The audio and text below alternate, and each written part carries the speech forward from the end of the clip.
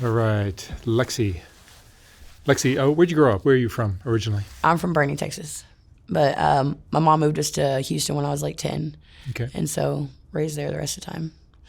Been in Washington like for 5 years after my husband Are you died. living in Texas? Yes. Tell me about your family. You had mom and dad? Mm-hmm. Yeah. I mean, I call them the founding fathers. They're not all my stepdads, but most of them are.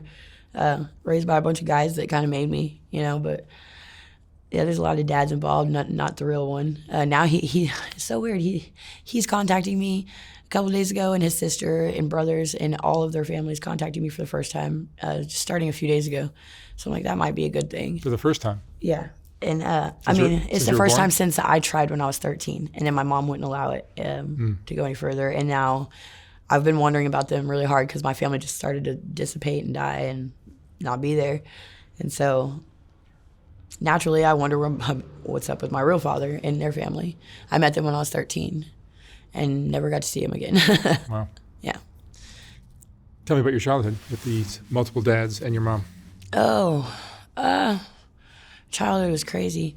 It was just me and my mom for a while, and then the guy she's with now, they were together while she was in college while I was a little baby. Who I interviewed a year or so ago. Yeah, okay, yeah.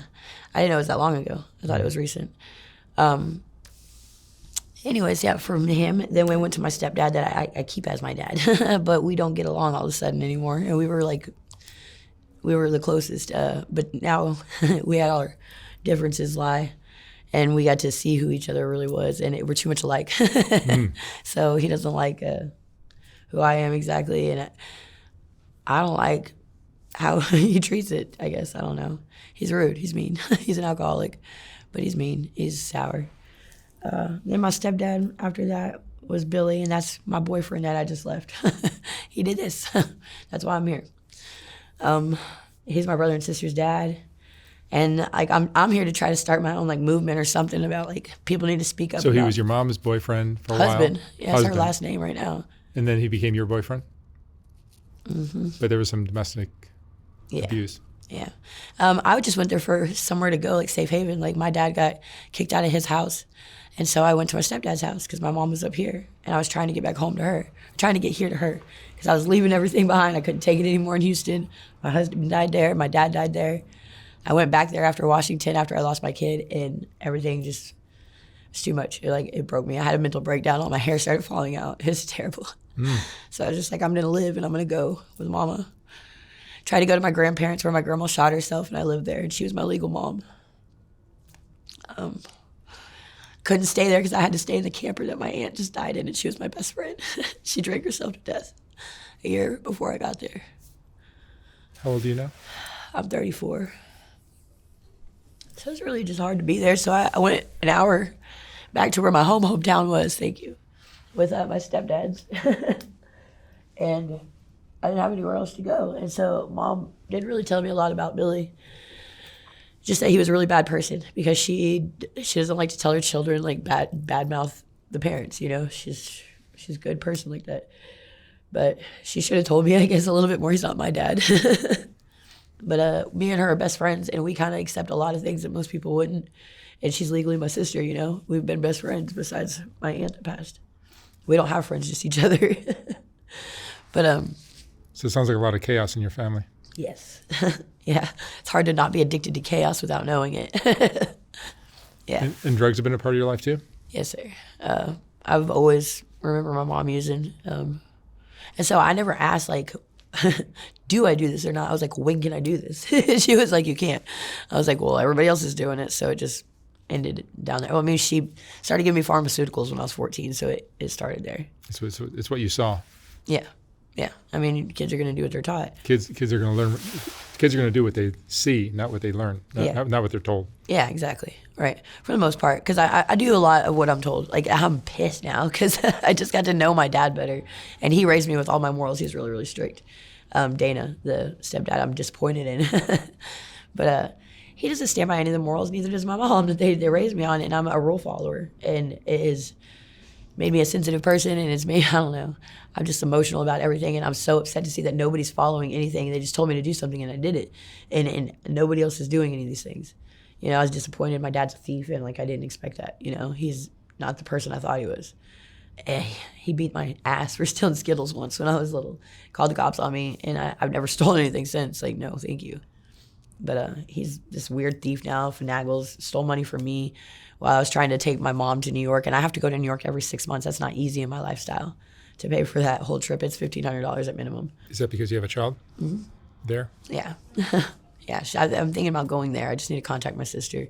I don't want to stay in their house. I want to stay in the shelters till I get myself healthy enough to be around her more. Your child is staying with who? My sister-in-law. My husband that passed, his sister. She's 52. She's my mom's age. So your husband passed away? Yes. While you were married? Yes. We got in a fight, and I was yelling at him, and I made him leave the house to go tell his dad what he did. He brought meth in the house. I was against it. I was so against it. I had been sober for almost 15 years. I smoked weed, but that was it. No hard drugs at all. And then I had a CPS case for having weed in my system in Texas for 10 months, and then I closed it. My dad gave me his house. I inherited the family house. He moves in with me and starts slinging dope out of the house. So I freak out because an 18-wheeler pulls in my grass, not my asphalt, with an HOA at 4 a.m. and told him, you need to go tell your dad what's going on. And he lived 1 mile down the road. And it was a big fight. His dad had him back and forth. I told him I don't want him driving. He picked him up. Then he brought him back, pick up my car, and he got in an accident and died. And died? Mm-hmm. Wow. Because we were fighting over it. And then I turned into exactly what I was mad at. And so I went to Washington trying to get away from it. And I was sober for a while. I went with these people who I met when I was 16. And they kind of want to get me to come back there too. Christy and Rick. They're kind of cool people. So what do you think you're going to do now? I don't know yet. I have a couple things coming up with my artwork. I think like I'm going to this art show. I'm supposed to be bringing all my artwork, and I'm trying to put a dance together, try to audition for something. What kind of art do you do? I do everything. I do hammered jewelry. I blacksmith, like old school blacksmith with, I have a propane forge, but I mean, I like to use coal, but I use all like hand methods, no big boy or anything. Knives, weaponry. I do whittling, like woodwork, but I sell my stuff. It's really good, actually. And then I draw. I do tattoos. I do piercings. Dance. I do all artwork. I sing, but it's terrible. But yeah. Do you have any regrets in your life? With a life like this, you probably do. I do, for sure. But I believe that everything happens exactly how it's supposed to happen, when it's supposed to happen, even if we don't think so. Like later, I found out that it's supposed to be that way, you know? Like I never had friends, and I don't have any siblings that are my age, so I've always been alone, like mom and dad over here, Caleb and Eden over here. And I haven't had any distractions. I just observe, you know? It's a weird life. I see it a little different than what I hear out of most people, and I can't talk to most people because I don't understand where their thought process is, you know? I was raised by old people that had really good views on life, and then I had a really messed up perception when I got on drugs really bad when my husband died, and it got thrown so far left that I didn't know the difference between the two, and I took 3 years of therapy to come back to being what I can never be me again. That sucks. But it's just because of the things that have altered my brain, like the views, like the perception has changed. I know I can change that, but I won't ever be the same again, I guess because of the things I've been through. So there's a lot of regrets, but I feel like it's all necessary for me to, I guess, do my purpose, you know? Become who I'm supposed to be. And your child, you talk to him or her? Her name is Dallas. How old is she? She's 9. 9. Yeah, I go every March, and that's our birthdays. They're 7 days, 8 days apart. And why are you not with her? Court orders. I lost her in a CPS case. I fought tooth and nail, but I messed up really bad at the end. I got her back once, and my mom doesn't know, but they took her back for me as soon as my mom came in town. I let her stay the night with her over. She wasn't supposed to stay with her. She wasn't supposed to be around her. And I was like, well, that's her grandma, you know, and I need a break. And I just got her back, and that's her grandma, you know. But I'm not going to let my mom stay in my house because I thought that would become a bad cycle. And I just couldn't risk anything coming into the house. That I worked really hard to get that apartment and to get my job and a truck. I started in a shelter, and I went there alone with a baby. And I did all that, and as soon as she came in, she has a kidnapping charge, so they gave her flight risk, and they pulled Dallas from my home immediately. And so I fought and got her. I almost had her back again. And then 1 month before I got her back, I was on the phone with my aunt that drank herself to death, and I had 3 weeks where I didn't get to see my kid. I was suspended from my job for an HR investigation, and my boyfriend just started a driving job where he was on 18-wheelers. So for those 3 weeks, all 3 of those were gone out of my life, and I was on the phone with my drunk aunt. And she's like, I'll send you money for a bottle. I'm like, okay, I'm going to ride my bike. And she's like, no, drive. I'll stay on the phone with you, make sure nothing happens. That didn't help. So I accidentally, I went the wrong way down a one-way, almost hit a cop. Didn't even know I almost hit the cop until they pulled me over and told me. But I freaked out when I saw the lights behind me, and I just kind of ran across the red lights, 3 of them, very dangerously, I guess. Then I went down the highway some, and then they come out guns a-blazing because I got scared, and I threw my cowboy hat on. I had 3 bottles of whiskey that day. That's what I do more than anything is drink. I threw my cowboy hat on and said, you got me, and I laughed and then got tackled. And my aunt's like, please stop. What is your biggest problem, alcohol or drugs? Alcohol. I guess both. It's a cocktail. It's all 3. Without, they don't balance each other out the right way, and right now I'm fighting it. I used to do a lot of everything. Now I do a lot of whiskey if I had the money to.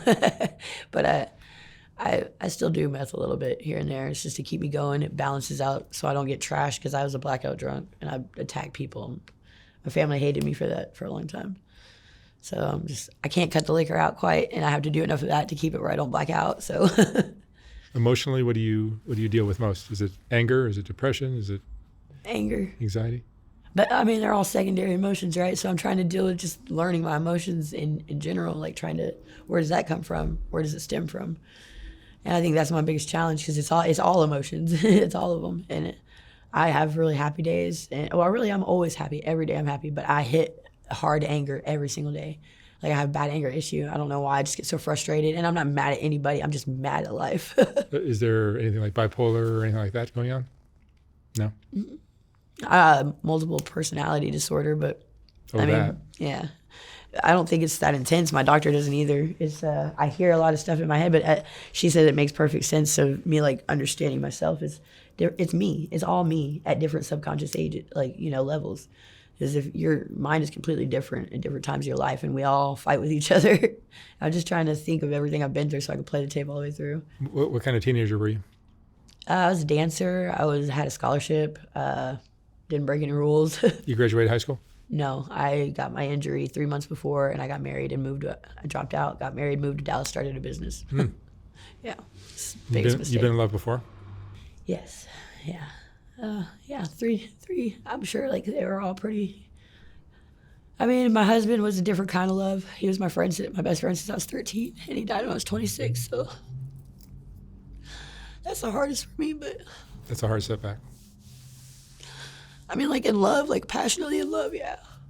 And I lost him to drugs too. He's alive, but he's not there. I was supposed to take him from Texas if I left, and I tried to, and he just wouldn't leave. I was like, I'm sorry, I gotta go then. So maybe I'll get out of there. My first husband is my best friend, and I'm still in love with him too. We were just homeless together for his first time homeless, last year. Christmas Day, we were at a campsite in Bryan, College Station at the lake, and it was pink. It was awesome. But I had to go to see my kids, so I couldn't get a job there. And if I went back to my abuser, he pays me $19 an hour, and I'm a contractor. What do you think would help you most, a rehab or? I've figured out how to deal with the problems that make me do drugs, because I've been in rehab plenty of times. What are the biggest problems? It's the family stuff. It's the emotional stuff. Just trying to get a grip on that. I have to either set a boundary of keeping them at a certain, which I get pushed over by it because I desire it. I'm a hopeless romantic with my family even. Sucks, but I'm like, how do you guys do that? And my sister's like, I can turn my emotions off like that, and I don't care, and I know I'm fucking you up, but I'm gonna keep doing it anyways. And I'm like, how do you do that? You can't teach that. It's pretty intense. What are you proudest of in your life? My kid. Yeah, she's a good kid, man. I had her long enough to. Everybody tells me she's such a good kid, and I did that. And I'm like, I know. Thank you. But I don't know, kids and dogs. I just get it. I get it. And I mean, my mom was kind of like that with me until she had the other 2 kids and got on drugs really bad. Just don't talk to me like a kid and treat me like a normal person, and give me real real structure. Everybody's baffling with bullshit to their kids, and then they have to reteach them, and then they wonder what's wrong. I just teach her, why is this, mommy? Well, don't ask me unless I give her age appropriate, answer. But she's beautiful because I just didn't lie to her. The world ain't fucking that pretty, baby. It's gonna be really ugly. Expect the worst and hope for the best. And she's never upset. She's so beautiful. She's so happy. She's not expecting anything out of the ordinary to come because she expects it to be crazy. She knows daddy died. He's an angel now. He didn't choose that. We don't ask God why he does what he does, So she says it all happy when people are like, where's your dad? Oh, my dad's an angel. I'm like, whoa. But yeah, she's like, she'll leave me TikTok videos.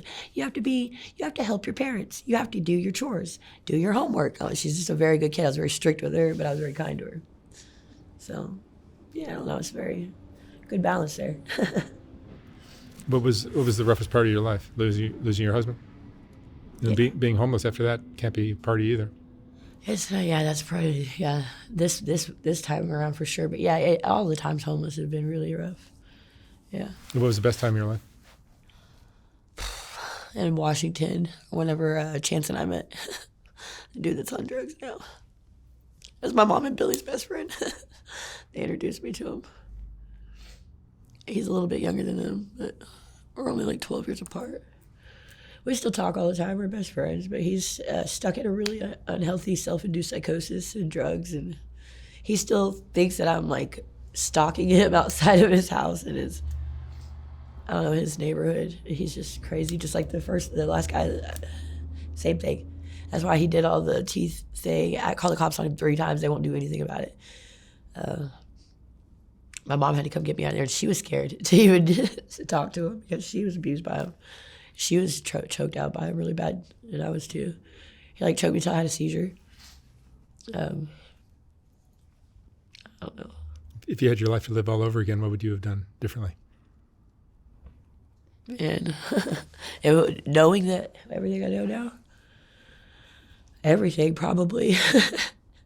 I know now, now when I'm in my late 30s, I'm seeing how important all those decisions are, and I'm trying to tell my baby sister, you got to stop acting like that, and she's just running amok right now, calling me all kinds of names, and she was sober when she came to live with me, and Billy, and now she's 6 years sober, and she was the worst addict, just mean, ruthless, slinging, beating up gangsters. She didn't care. I was, I guess, human sex trafficked when I was younger. Not too much younger, 20s, but I called my parents to come get me. I got one phone call through, and my sister showed up with a baseball bat, 14 years old. Mom would drive the truck. He got out. They whooped up on these people and got me in the truck and took me home. But she's a beast. And then she got with this guy, and she moved away and cut everybody off. My dad died because I did the same, and then Eden did, and then Caleb had his own kids, and the same happened. He had a massive heart attack alone and died. That was our stepdad that we all consider our dad. He was the one. He was our dad. He was the third dad, I believe. Billy. Lexi, what would you say is the most important lesson you've learned in your life? I don't know. I'm having problems learning my lessons, I think. They're reoccurring. I think not standing up for myself or what's right, not letting people talk to me like men the way that they do, or catering to them, thinking that it's going to pay off one day. And drinking alcohol, not realizing, not justifying to myself that I would be able to keep my kid through the CPS case if I drank. That was the biggest mistake I've ever made. And if I could just do that one part over again, I would have all the strength I needed. For some reason, I couldn't get it then, and I kept lying to myself. And I've been sitting on that the last few days really hard. So, yes. And you're currently, what's your situation currently with alcohol? I was pissed my mom wanted me to come today because I didn't have much to bring with me. I drink every day a lot. Yeah. How bad does it get? I drink sometimes the big gallon in a day and a half. You're a small girl. Yeah. Been doing that since my aunt drank herself to death. I had drank whiskey until then. I quit for a while. Until then, I just drink beer and stuff. But I don't know. It's just I could drink that like water. And what kind of drunk are you? Angry or fun or? It depends. Or do you black out or what? I used to black out, yeah, really bad. And I'd try to kill my sister and attack my parents. I don't know what the hell's wrong with me. Like, I don't know. It's like somebody else is here in my body. I said, did you guys know somebody else driving me these days? But I just gave that person up. Like, I understand a lot more. I went to UGM in Washington for 2 years to their program in Ogden Hall. But they gave me a good Christian foundation on how to start my life over. And so I've stayed on that, you know, keeping that where that's my main goal, is to stay with what they taught me. They took all the secular music away. They made me go to classes, theology, creation versus evolution, 8 to 4, 5 days a week, just like school for 2 years. Lived there, drug test every day, no guys. It was a good thing. I want to go back, but I just don't think I have it in me. It was really, I wish I would have thrown all this away, because it was really hard to get there. But I was completely sober for 5 years when I met Chance. Yeah. And he was sober for 9. Were those good years? I'm sorry? Were those good years? Yeah, the best. The best. I cried. I'm mourning that person. She was awesome. I never knew who I was until then, because I'd never been sober. So it was really good. I don't know, when they presented this opportunity to me, I was like, no way. There's no way I'm going to do that. And then, I don't know, a couple months later, I was like, I have to go there. I don't care what it takes. I'm going there. They said, you can't smoke cigarettes there. I was like, okay, never mind. I'm not going. I was like, okay, I'll go. I will go. But it took a lot of convincing to myself. But I knew that was the best place, because I needed accountability. My mom raised us in a church, and it's just where I thought it was the best place. Yeah. All right, Lexi, thank you so much for sharing your story. No problem. I wish you all the luck in the world. Thank you.